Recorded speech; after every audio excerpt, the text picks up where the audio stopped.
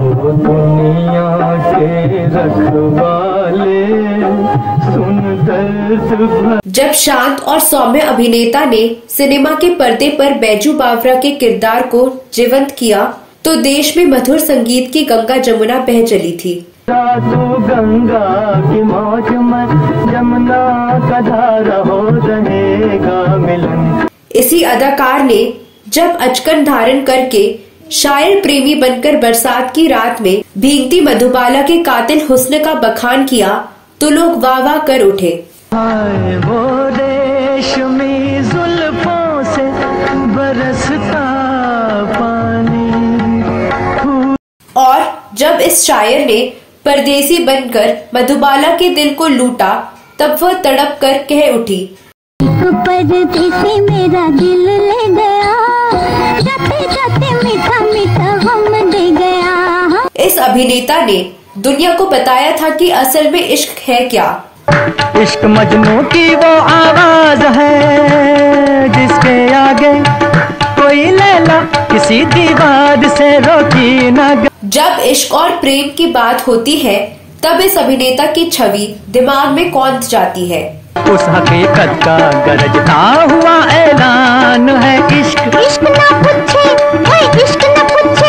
इस वीडियो में उसी अभिनेता के बारे में बताने जा रही हूँ जो 50 के दशक में जवां दिलों की धड़कन हुआ करते थे। जब बहार आई और फूल मुस्कुरा। और जिन्होंने राज कपूर, देव आनंद और दिलीप कुमार जैसे दिग्गज अभिनेताओं का बोलबाला होने के बावजूद शोहरत की बुलंदी को हासिल किया।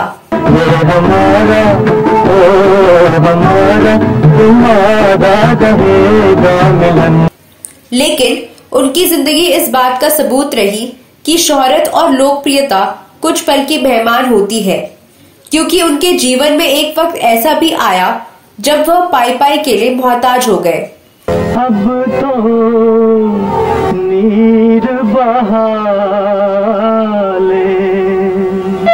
इस वीडियो में आपको भारत भूषण के बारे में ऐसी बातें बताने जा रही हूँ जिसे सुनकर आप चौंक जाएंगे, तो आप बने रहिए हमारे साथ। आपने अगर हमारे चैनल क्लासिक एरा को सब्सक्राइब नहीं किया है तो तत्काल सब्सक्राइब कर ले। तो चलिए संघर्ष, शाही ठाट बाट और फिर त्रासदियों से भरे भारत भूषण की जिंदगी की अविश्वसनीय कहानी की तरफ। नमस्कार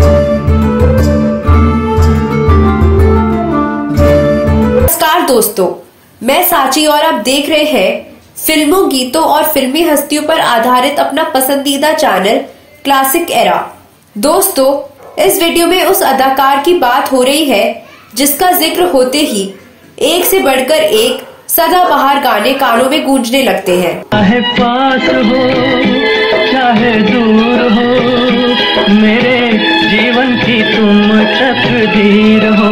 प्यार तो है तलवार की धार जी, प्यार की मुश्किल है गली। भीगा भीगा प्यार का समा बता दे तुझे जना। कभी कालिदास, कभी बैजू बावरा, कभी कबीर और कभी मिर्जा गालिब जैसे चरित्रों को सिनेमा के पर्दे पर जीवंत करने वाले इस सरल, सहज, शिष्ट और शालीन अदाकार का नाम था भारत भूषण। भारत भूषण का जन्म उत्तर प्रदेश के अलीगढ़ में 14 जून 1920 को वैश्य जमींदार परिवार में हुआ था। भारत भूषण के पिता राय बहादुर मोतीलाल वकील थे। भारत भूषण के पिता चाहते थे कि उनका बेटा भी उन्हीं की तरह वकील बने, लेकिन ऐसा हुआ नहीं क्योंकि भारत भूषण तो एक्टर बनना चाहते थे। भारत भूषण ने अलीगढ़ से ग्रेजुएशन किया और इसके बाद मुंबई चले आए। वह मुंबई एक्टर बनने नहीं बल्कि गायक बनने का सपना लिए पहुंचे थे। वह देखने में काफी सुंदर थे ही, उनके चेहरे पर मासूमियत और शराफत भी साफ झलकती थी। मुंबई आते ही उनका स्ट्रगल शुरू हो गया। भारत भूषण जब मुंबई आए तो उनके पास मशहूर डायरेक्टर महबूब खान के लिए एक सिफारिशी खत था। महबूब खान उन दिनों अली बाबा 40 चोर की शूटिंग में बिजी थे। भारत भूषण ने उन्हें वह चिट्ठी दिखाई, लेकिन तब तक उनके लिए कोई रोल नहीं बचा था। वह बेहद निराश हो गए, लेकिन किसी ने उन्हें बताया कि डायरेक्टर रामेश्वर शर्मा भक्त कबीर फिल्म बना रहे हैं। इसके बाद रामेश्वर ने उन्हें फिल्म में काशी नरेश का रोल और 60 रुपए महीना की नौकरी दे दी। 1942 में रिलीज हुई फिल्म भक्त कबीर में उनका पहला रोल था, लेकिन भक्त कबीर फिल्म के बाद तो जैसे भारत भूषण की किस्मत ही खुल गई। इसके बाद उन्होंने भाईचारा, सावन, जन्माष्टमी, बैजू बावरा, मिर्जा गालिब जैसी कई फिल्में की। यह वह दौर था जब किस्मत भारत भूषण पर मेहरबान थी। बैजू बावरा का शुमार उनकी यादगार फिल्मों में किया जाता है। विजय भट्ट अकबर के जमाने के महान संगीतकार बैजू बावरा यानी बैजनाथ मिश्रा पर फिल्म बनाना चाहते थे। बैजू बावरा महाकवि तानसेन के समकालीन थे और प्रतिद्वंदी भी थे। विजय भट्ट इसके लिए दिलीप कुमार और मधुबाला को लेना चाहते थे, पर बात बन नहीं रही थी। तब उन्होंने नए चेहरे को लेने का फैसला किया और नया संगीतकार चुना नौशाद। नौशाद साहब ने ही विजय भट्ट को निहायत शरीफ चेहरे वाले एक संघर्षित अभिनेता का नाम सुझाया, वह था भारत भूषण। विजय भट्ट ने नायिका के रूप में अपनी ही एक बाल कलाकार, जो अब एक नव यौवना बन चुकी थी, को चुना। वह थी मीना कुमारी। अगर हिंदी सिनेमा के 100 सर्वश्रेष्ठ गीतों की सूची बनेगी तो बैजू बावरा फिल्म का तू गंगा की मौज मैं यमुना की धारा गीत अग्रणी गीतों में जगह पाएगा।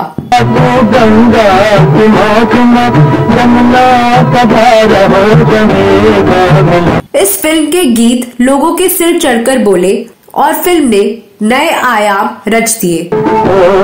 हमारा तुम्हारा रहेगा मिलन, ये हमारा तुम्हारा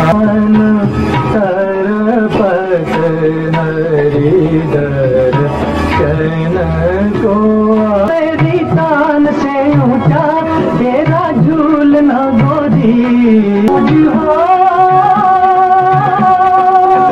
में पवन के आई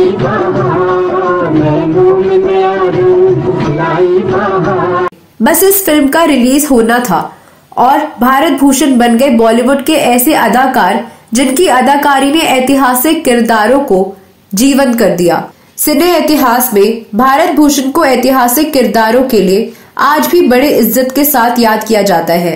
मिर्जा गालिब, बैजू बावरा, भक्त कबीर, चैतन्य महाप्रभु, चित्रलेखा, राम दर्शन, जन्माष्टमी, आनंद मठ जैसे ऐतिहासिक और पौराणिक फिल्मों ने उन्हें ऐतिहासिक किरदारों का महारथी बना दिया। किसी की याद में दुनिया को है भुलाए हूँ, बाद मुद्दत ये घड़ी आई, मेरी आंखों ने इसी दुनिया में जन्नत देख ली। आने वाले को आना होगा, जाने वाले को जाना होगा। पाट चलत नई चुनरी रंग डारी है, सोहे बेदर्दी बनवा। 1950 से 1960 तक वह हिंदी सिनेमा की त्रिमूर्ति दिलीप कुमार, राजकुमार और देव आनंद के समकक्ष एक अलग धारा के अभिनेता बने और अशोक कुमार, प्रदीप कुमार, सहगल जैसे अभिनेताओं से हटकर नई पहचान गढ़ी। तकरीबन 150 फिल्मों में अभिनय किया भारत भूषण ने, जिनमें 50 के करीब सफल रही और 1 दर्जन से अधिक सुपरहिट रही। तुम रूठ के मत जाना, रूठने वाली मेरी बात से मायूस ना हो। मैंने शायद तुम्हें पहले भी कहीं देखा है, कि तमन्ना थी मस्ती में मंजिल से भी दूर निकलते। किस्से गम जो लिखने को बैठे तो देखे कलम की रवानी में आंसू, दिल की तमन्ना थी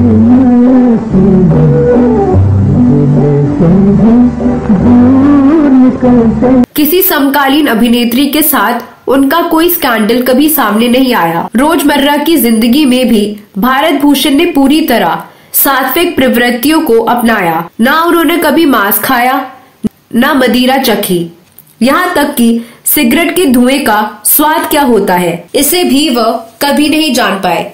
सिनेमा का प्रसिद्ध फिल्म फेयर अवार्ड तब शुरू ही हुआ था जो पहली बार दिलीप कुमार को मिला, और अगले साल ही दूसरा फिल्म फेयर भारत भूषण के हाथों में चैतन्य महाप्रभु के लिए आया। जिस शराफत और सरलता के साथ वह पर्दे पर दिखे, जिस मासूमियत और अदायगी के साथ वह लोगों के दिलों में उतरे, उसने उन्हें सदाबहार अभिनेता बना दिया। भारत भूषण गायक तो बन ना सके, पर हाँ, अपनी कई सफल फिल्मों में गायक का किरदार बखूबी निभाया। देखते ही देखते उन्होंने मुंबई में न सिर्फ कई बंगले खरीद लिए, बल्कि महंगी महंगी कारें भी खरीद ली। इसी बीच भारत भूषण के बड़े भाई रमेश ने उन्हें प्रोड्यूसर बनने की सलाह दी।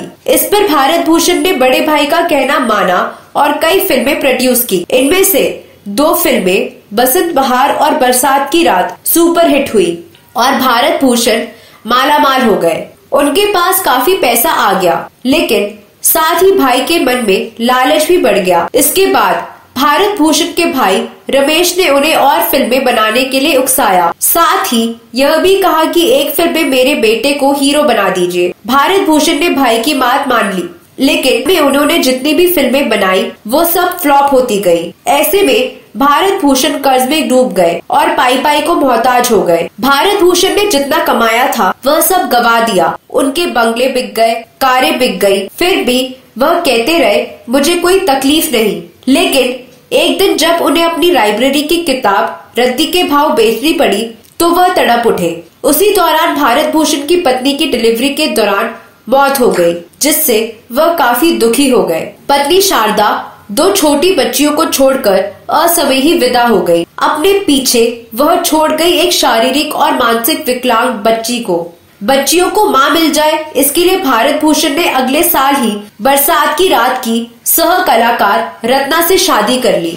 बढ़ते कर्ज के चलते उन्हें अपना शानदार बंगला अपने दोस्त राजेंद्र कुमार को बेचना पड़ा। यह वही आशीर्वाद बंगला था जो बाद में राजेंद्र कुमार ने मजबूरी में राजेश खन्ना को बेचा। फिल्मों में काम कम मिल रहा था, जवान बेटी का बोझ और मानसिक दशा ने भारत भूषण को अंदर तक तोड़ दिया। उनकी पत्नी रत्ना फिल्मों और सीरियलों में छोटे छोटे रोल करके घर का गुजारा कर रही थी। जिंदगी के आखिरी दिनों में भारत भूषण काफी परेशान हो गए थे। इज्जत, दौलत, शोहरत सब तबाह हो चुका था। महंगी गाड़ियों में घूमने वाला टॉप मोस्ट हीरो अब लोगों को बस की लाइन में खड़ा दिखता था। बस में सफर करने के दौरान जब वह अपने बंगले के पास से गुजरते थे तो वह बंगले को बेबसी भरी नजरों से एकटक निहारा करते थे। भारत भूषण कहते थे, मुझे उस वक्त सबसे ज्यादा तकलीफ हुई जब एक प्रोड्यूसर ने मुझसे कहा कि मेरी फिल्म में एक छोटा सा रोल है जूनियर आर्टिस्ट का, अगर तुम करना चाहते हो तो कर लो। मजबूरी में मैंने वह रोल किया, सिर्फ एक वक्त की रोटी के लिए। भारत भूषण आखिरी दिनों में बहुत ज्यादा बीमार हो गए थे, लेकिन अफसोस कि ना तो कोई इलाज करवाने वाला था और न ही कोई उनकी अर्थी उठाने वाला। फिल्म इंडस्ट्री में एक बार फिर यह साबित हो गया कि यहाँ सिर्फ उगते सूरज को सलाम किया जाता है। भारत भूषण ने अपने आखिरी वक्त में कहा था, मौत तो सबको आती है लेकिन जीना सबको नहीं आता, और मुझे तो बिल्कुल नहीं आया। ये सच है जहां वालों, हमें जीना नहीं आया। 27 जनवरी 1992 को 72 साल की उम्र में तंगहाली से जूझते जूझते भारत भूषण दुनिया छोड़कर चले गए। अगर उनके फिल्मों की बात की जाए तो भारत भूषण को पहली बार जिस फिल्म में काम मिला वह थी चित्रलेखा। फिल्म इंडस्ट्री में उन्हें पहला काम गायक का नहीं बल्कि एक्टर का मिला।